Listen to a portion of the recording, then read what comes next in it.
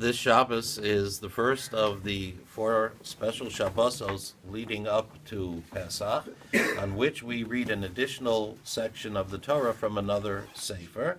Another scroll is taken out, and if it is Rosh Chodesh, then we would have three Sifrei Torah taken out. This Shabbos is called Shabbos Shkolim, the Shabbos of the shekels. Shekels? Why shekels? Plural. Well, let's come back to that in a moment.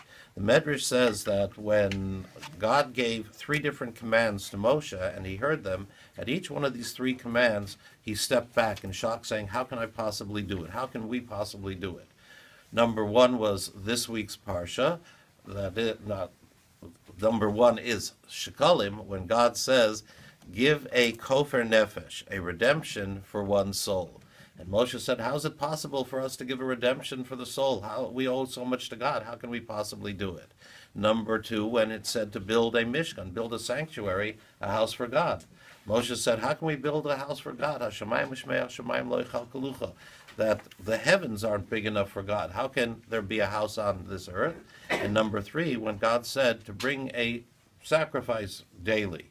Moshe said, how is it possible for us to bring sacrifices to God? We can't do enough. So all three, Moshe said, how can we do it?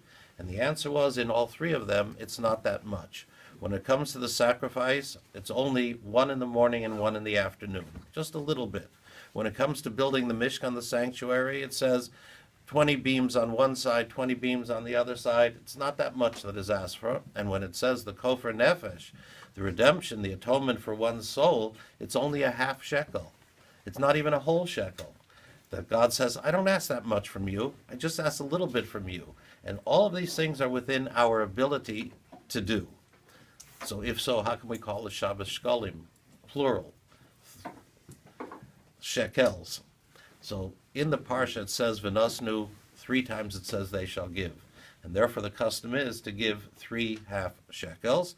And it is done before Purim, before the reading of the Megillah. We symbolically give those 3 half shekels because our half shekels are able to overcome the 20,000 talents of silver that Haman promised to Achashverosh. In other words, we give a little bit, we do a little bit, and God will do the rest.